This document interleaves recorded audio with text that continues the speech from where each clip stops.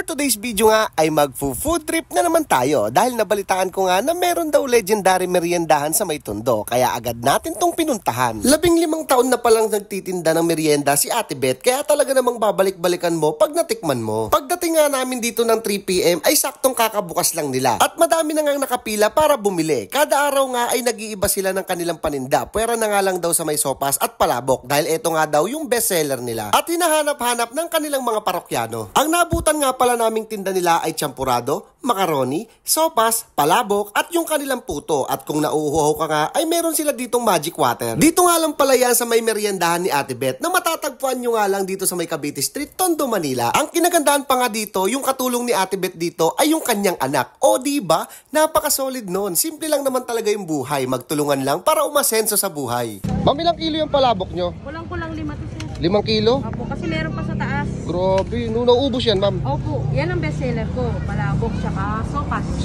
Grabe. Yan ang pinakamabilis sa lahat.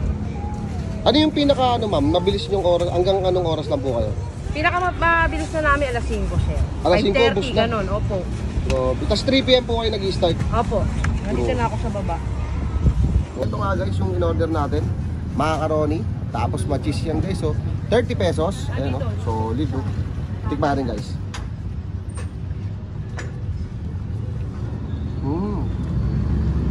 Grabe.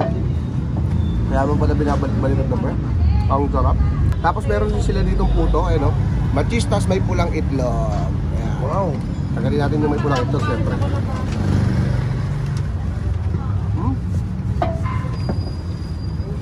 Ano pare, kasi may salty. Tapos malasa mo yung cheese. Saktong-sakto pare. Solid. Maki, ano naman yung kinakain mo? Palabok ng Ate Beth. Grabe guys. Ang sarap at ang lasa ng palabok niya. Kaya pala nakikita mo daming tao nakapilaw.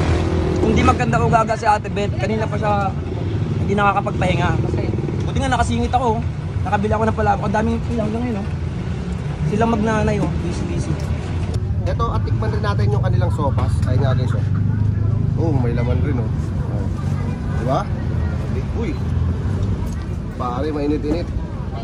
Tingnan natin,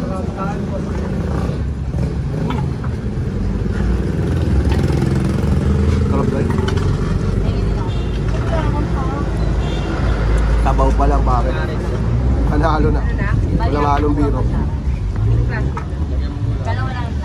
Wala kasing kanin pare. Pag ako kasi nagsosopas, lalagyan ako kanin Nakaiba yung trip ko Parang masarap yan sa kanin niya no? Tapos sa kanin pre. Eto nga palang sopas nila guys, napakasarap pare. Kasi creamy. Alam mo naman Grabe. Sabaw pa lang pare, panalo na. Para sa akin guys, sulit na to sa 25 pesos. Layin nyo siya dito sa may Cavite Street. Kaya sila dinadayo dito dahil mas sarap yung mga paninda nila. Let's go.